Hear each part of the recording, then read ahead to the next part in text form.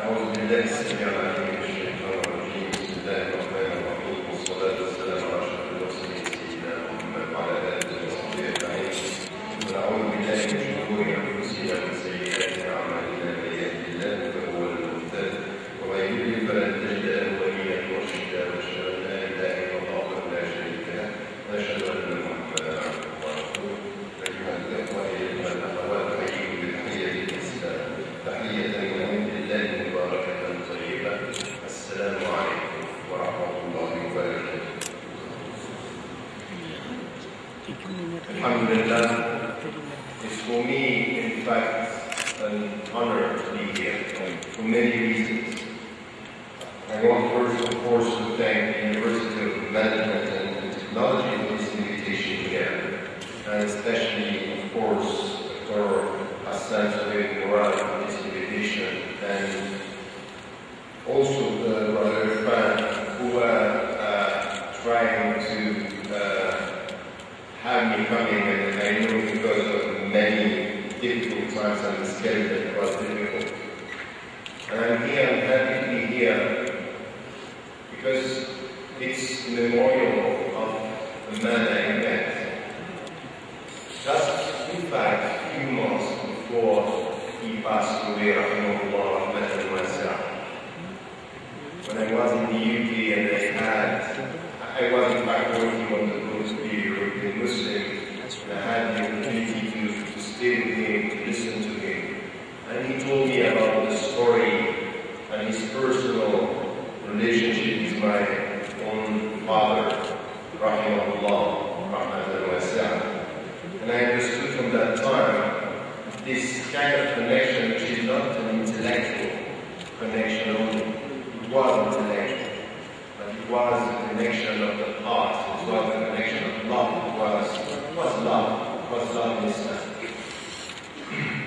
And if there is something which is, for me, a teaching, and this is why I am following the footsteps of one of my teachers, in fact. Murad is one of my teachers.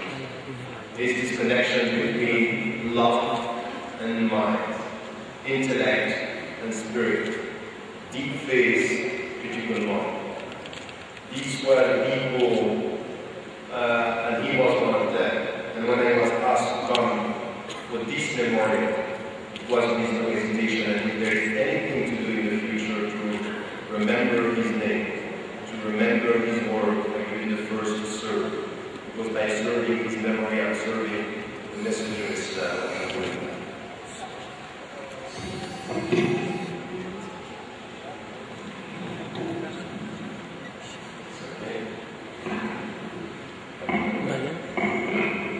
So, thank you for this invitation, and thank you for giving me the opportunity to share with you some views about this title, Islam in the 21st century, and the struggle with it. It's a very complex issue, it's not an easy topic. And what I want to do, as we have an hour, is really to try to be quite structured in what I have to say. So what I'm asking you to do, and I'm not here to deal with the number of you here. I'm not here only to speak at an academic level. What I will try to do is personal, every one of us here, to try to come to the essence of our religion and what are the challenges for every one of us individually and collectively. So I am asking you for 1 hour just to come back to your own understanding, your own heart, your own mind, and from where you are to try to understand what I'm trying to say and to share with you in the name of our common religion, in the name of the spiritual message of Islam, and in the name of its intellectual requirements and ideals. So it's something which is a kind of a journey for 1 hour. So I want to bring you with me at that level and to understand in which way we have to face the contemporary challenges as Muslims living in your society in Pakistan as well as living in my societies in the West. But at the end of the day, you will see this throughout my talk. We are are facing common challenges. And if we are not serious enough, if we are not Muslim enough in our understanding and committed to the message of Islam, the only people that we would have to blame is not the West, is ourselves. It's us who are the first responsible of betraying the true message of Islam. It's us who are the first to be blamed because we are not doing our job to understand our religion, to be close to God and to serve the people. We are not here to judge the others, we are here to serve humanity. If there is a meaning in وَمَا أَرْسَلْنَاكَ إِلَّا رَحْمَةً لِلْعَالَمِينَ, if there is a meaning in this that we send you back as a mercy for the world, all the people who are serving and following the Prophet of Islam والسلام, should serve the people. رَحْمَةً لِلْعَالَمِينَ, the world, the people. We should serve the people who don't know in the name of what we know. But to be able to serve the people who don't know, we should know what was revealed and sent to us. It's an intellectual commitment, but it's a spiritual challenge. And we'll come to this in this story. So let me start with 3 main points as an introduction, and I want you to follow the structure, and every time I'm going from one point to another, I will tell you where I am. Because if we are in a journey, if it's a step-by-step talk, in every step I want to know where you are with me, and where I'm bringing you and going along with you, and what is the objective of the talk. So here we are now, beginning and listening to what is said about Islam, and listening to what is said from within and from outside. If you listen to what is said from outside, today the people are saying, in fact, within Islam, there is a struggle. There is a struggle within, and the way they are portraying this struggle is they are radical Muslims, they are bad Muslims, and they are the good Muslims, the moderate Muslims. In fact, the way they are portraying the battle from within is between moderate Muslims, so to say, or the so-called moderate Muslims, and the bad Muslims, or the radical Muslims, or all the other Muslims. The problem is that we have no definition of who are the moderate Muslims and who are the bad Muslims. Very often, the moderate Muslims are the people who are saying exactly what the West want to hear, and the bad Muslims are all those who are resisting this discourse, or this imposed discourse. So there is something which is coming from outside, telling us there is a struggle within Islam. And many are saying, if you listen to all the sociologists, the new experts on Islam, and you will see today that the new experts on Islam, very often in the West, are not theologians. They are not people who know Islam as the legal and the classical theology or legal tradition. They are mainly sociologists and political experts. They come in the field of sociology, they come from the field of social sciences, not from religious studies. And this is the problem because they don't understand the intrinsic dynamics of this. They don't understand what lies the differences and the diversity. They just look at the political discourse, or the sociological discourse, or the media discourse. And what we have now, if you listen very often, the so-called moderate Muslims are in fact people who themselves are saying, I'm no longer a Muslim, or I'm an ex-Muslim. So what is the point to tell us this is the moderate Islam that we want, what the people who are speaking this moderate Islam are saying about themselves, I'm no longer a believer. So there is the first point which is problematic, and the second is that they are portraying Islam and us as Muslims in a binary vision, the good and the bad. Still we have in the Western psyche something which is coming from very far, which is the colonization's way of dealing with the other, the colonial spirit, the colonial mindset. And the colonial mindset was always like this. There are people who are accepting the colonial force and the people who are resisting. The people who are accepting are the good Muslims. The people who are resisting are the bad. So it's the binary vision. When the people are looking at you by saying you are either these orders, be careful, they are patronizing, they have a vision which is still a colonial psyche, and we have to refuse that.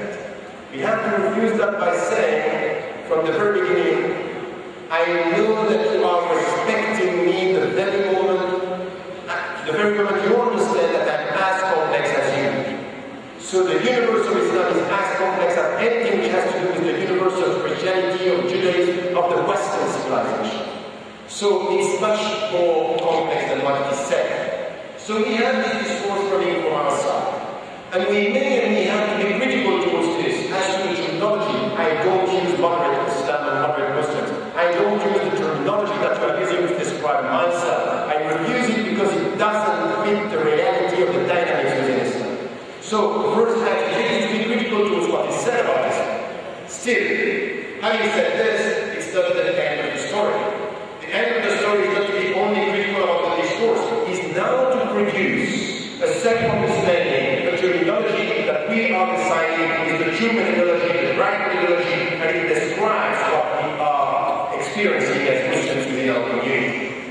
And the problem is that we are easy to be against what is said about us, but it's very difficult to say something about ourselves which is really representing the reality. Either because we are scared, we don't know, or because we want to show unity against why we don't know how to deal with our diversity with it. And there is something which is quite easy. To become brothers and sisters again a threat, it's easy. It's easy to be against. If you were to today, if I want to unite you all over this issue against the American policy in Iraq, it would be easy. I would get the whole room here to say, yes, of course we are against. So to be against the American policy in the Middle East, for example, it's a reality. Or to be against anyone who is going to criticize Islam, it's easy to have all the Muslims. Unity against, that's fine, not a problem. Because it's two levels. It's emotional and we know the enemy. But the point is not this. The point is not a unity against. The point is to be united for something in the name of a vision. And here we don't have to deal only against the enemy which is uniting us. We need to deal with our own understanding of what Islam is all about, to be for something. In the name of our common values, we are for something. And here we have to deal with something which is very difficult. We are for something, but we have to deal with our differences and the diversity within. And here we come to the deep question. Are we going to be Muslims? How are we going to be brothers and sisters in Islam? To be able to say from our heart and with our mind, without forgetting the second part of it, which is the Muslims are brothers and sisters in Islam. That's the first part of it. But there is a second. It means that you have to be committed to brotherhood, because you know what? Brotherhood is a jihad. Brotherhood is not an easy task. You are telling me that I'm your brother, it's going to be difficult. You know what? Because I may be your brother with my heart, I may differ with you with my mind, but you are still my brother. So you have to make peace between your brothers and sisters. It's a commitment brotherhood. It's not to sit down and to say you are your brother, because in difficult times I need to be your brother. If today, you can see me here speaking, if tomorrow you listen to someone saying he made something bad, are you going to still be my brother and sister? Meaning like this, that whatever I'm doing, my heart is for Islam, my heart is with Allah, and you are able to forgive me and to remember that I am your brother, even though I made something which was wrong. Brotherhood is at that level. And the point is that if we are brothers and sisters in Islam, it means that our hearts should be united, while we all know that our minds may differ on many challenges, on many strategies. So the point here for us, it's really to understand this. It's to understand from where we are, from within, in which way we have to deal with our diversity, our differences in our understanding of Islam, still being brothers and sisters in Islam, and to work together for something. I'm scared of these people who are only uniting the Muslims, unifying the Muslims, and saying that we are the Ummah against. We need now to have something which is deeper than that, and to understand that as Muslims we have to build something, we have to have a vision for the future together. And in which way? Now, to do that, we have to deal with our diversity. So, we are facing crisis today, many crises today. And this is the reality, we all know this. We don't like when people from outside are telling this about us, but we all know him. We all know in Lahore as well as in the Arab countries, everywhere we know that we are dealing with a crisis as to our relationship, our understanding of Islam, and the way we implement its teachings. We all know that. We all know that this is deep and we have to do something. We were talking about the 20th century, all the scholars who are coming with revivals and trying to come with a better understanding. So we have to face this. One of these challenges is in fact the way we have to deal with diversity. It's not the only one. Is this struggle with it? We have many others, but today we will focus on one of them. So don't ask me at the end of the lecture, why haven't you addressed this issue? We are here dealing with one of them, one of the crises. We cannot in 1 hour talk about all everything. So how are we going to deal with this question of diversity, with this question of this dimension of the crisis, which is Muslims and the struggle within, or the diversity within. And here, you will see that there is something which is needed when you have to address the crisis, the causes of the crisis, and how we have to solve the crisis. There is something which is needed, is self-criticism. Self-criticism means to be critical about the way we are dealing with our own message. And self-criticism is not against Muslims and against Islam. It's in the name of Islam, facing the weaknesses of the Muslims to be able to solve the problem. This is the only way to change and to reform. So we have to have a self-critical approach which is constructive.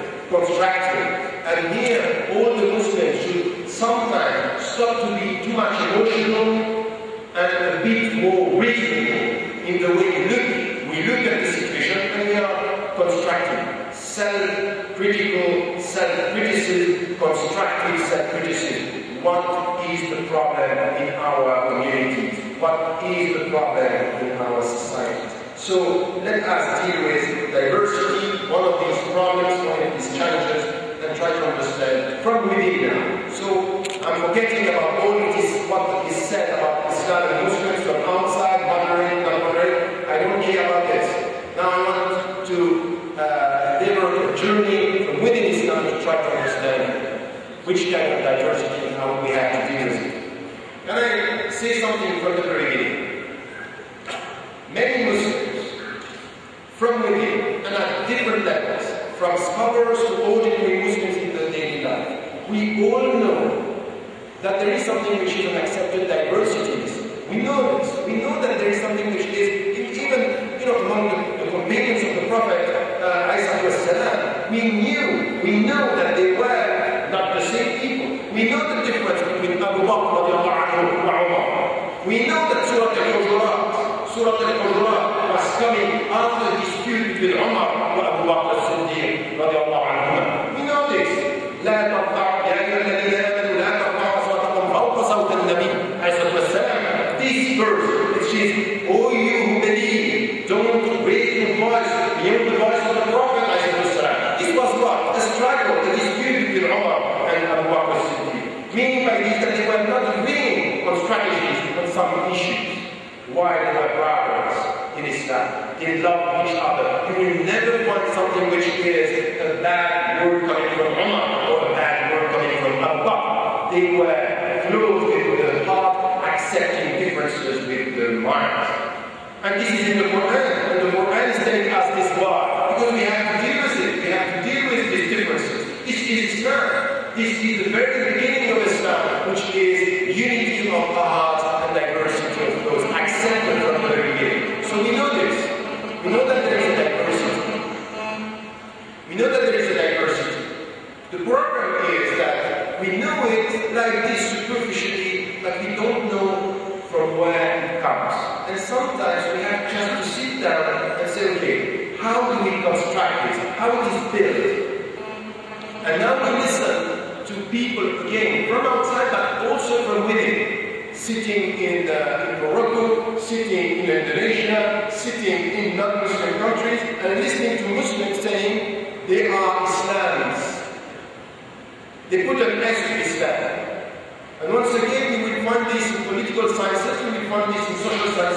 They don't know how to deal with Islam, and they put an X to tell us there are many Islams. And they speak about Pakistani Islam, the Indonesian Islam, and they are saying that they are also the moderate, the not so moderate, the political, so they put an X. And we don't feel good with it. We don't feel good with this X. Say, no, there is something wrong. But that's fine. To feel that it's wrong, that's fine. To have a clear response to why it is wrong, that's better. It's better to be clearly why this is wrong. So the point here is for a while to sit and say from where lies the diversity is now, to understand this. So we have to start from the very beginning. And the very beginning is one word, because you have also to deal with this. It's coming to us now. It's to remind the people of the fundamentals. In Islam, there are two sets of